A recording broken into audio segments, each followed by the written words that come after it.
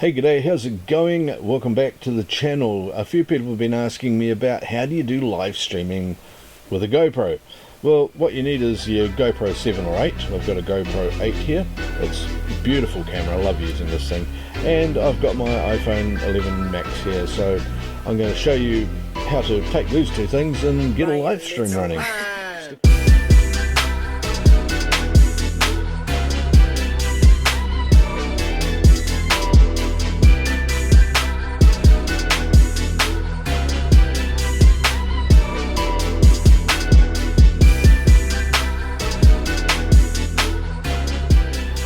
Okay, so got my GoPro, got my phone, and here's how I hook these things together and make them work for live streaming.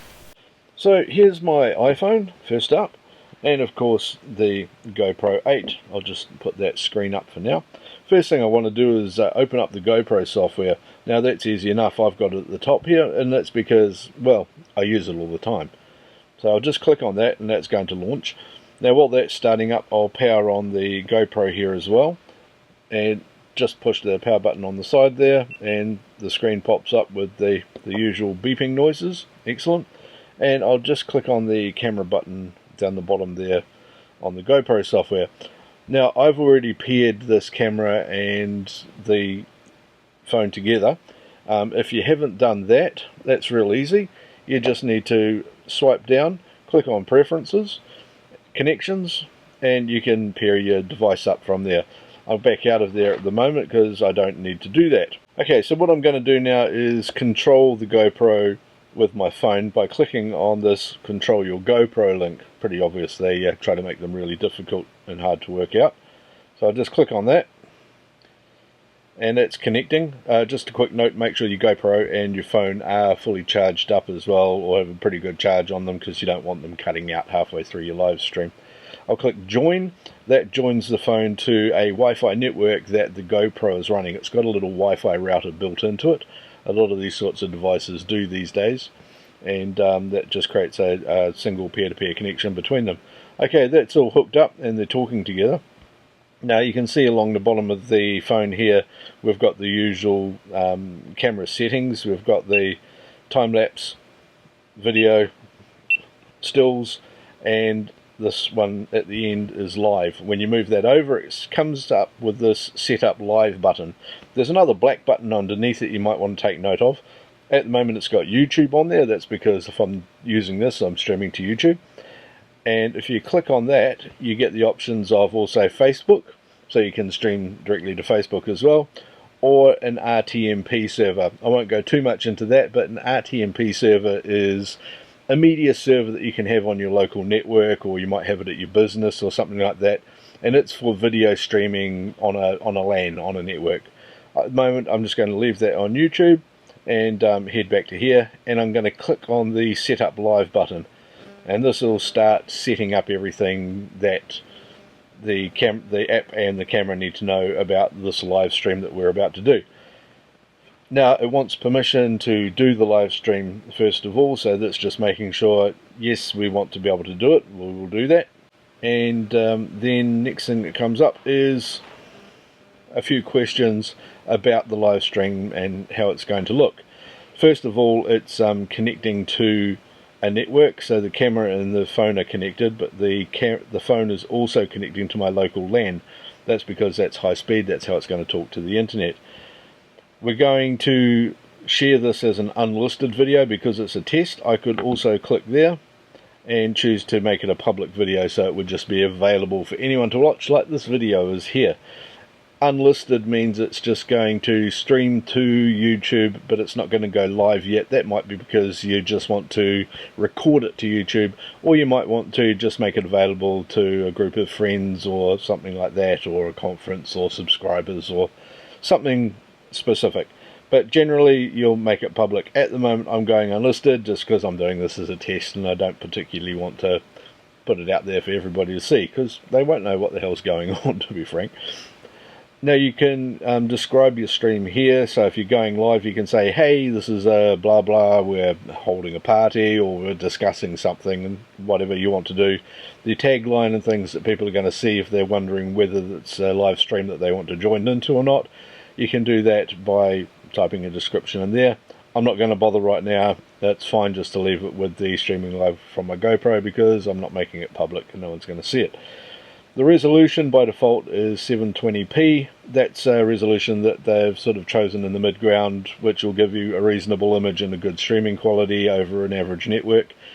If you've got a low speed area that you're in, you don't have a great network speed, but you want to have a reliable stream and drop the quality a little bit, you can go 480p. If you're like me and you're sitting on a really fast LAN, you might want to choose 1080p. I've got no particular speed limitation, I've got no data cap or anything like that. I'm just going to go for it. Hopefully they'll bring out a 4K option for this as well at some stage in the future, but they haven't at the moment. The next one is whether you want to save a copy of the stream to the SD card on the camera, so that you've got it for an edit or something later. Sometimes the stream's good, but you might be stopping and saying hi to people in the chat and that kind of thing. If that's what you're going to be doing, you might want to edit those little bits out, in which case you'll save a copy and edit it and repost that after the stream. Finally, there's just a reiteration of the account in case you change your mind about which of your YouTube accounts you want to stream to. Some people have 1, 2, 3 or even a dozen of them for different things. So that's all good, and I'll click up the setup live stream. With those settings, it'll take those, it'll establish the live stream and talk to YouTube, and it's also going to make sure that your camera's up the right way. So what I'll do now is I'll just flip this camera around so that you can see it here. Now at the top of the camera you can see it says it's ready and everything's all good to go. Over here I've got the go live button, so when I click that here you can see it gives me the stream health, the data rate and all of that sort of stuff. It says up here it's live and it's counting the elapsed time. On the camera here it's got live, the elapsed time showing there as well, and when you're finished with that and your stream is all over, all you need to do is hit the stop button here. It'll stop. It'll tell you that it's a wrap, and it says the same down here on the camera, and you can choose to view the video on YouTube if you want to. It'll take a little bit for it to encode, of course, and there you go, and you're done. So yeah, that's how you live stream from the GoPro using an iPhone to YouTube. There's one caveat to this. You see, I've only got 700 subscribers at the moment, and you need 1,000 subscribers to be able to actually live stream. So if I was to go back and look at this video now, it's just going to come up with my channel banner and saying waiting for Tim to start streaming. It's not actually going to let me stream video to the public on that. So I can still record that and then upload it later if I want to, but I won't be able to live stream till I've got 1,000 subscribers. The reason for that, there have been a lot of people over the last few years who have gone and done really silly things like getting kids to fight and streaming that live and trying to get view time with that and just being really irresponsible. Unfortunately, YouTube have had to put in this sort of restriction, not only on their own streaming thing through the YouTube app, but also restrict things like the GoPro and other devices from streaming live as well until you've got that 1,000 subscribers and have proven that you're a responsible content creator. That's just how it is. Anyway, so that's what I've got for tonight. If you haven't got one of these things yet, I strongly recommend you do go out and get one. I absolutely love it. If you're a creator, doesn't matter what other cameras you use, you're always going to find a use for this thing because you can keep it in your pocket. It's easier to just grab out and use than your average phone is, and you can use it with your phone. There's no reason not to have one of these, really, honestly. Anyway, that's all I've got for this evening. Nice quick video. If you found it useful and you want to see more of these, click on this nice round subscribe button right here. And I've got a couple of other videos that YouTube have said you might be interested in. There's this one and this one. Hopefully they're my ones and they're recommended and all that sort of neat stuff. See you later.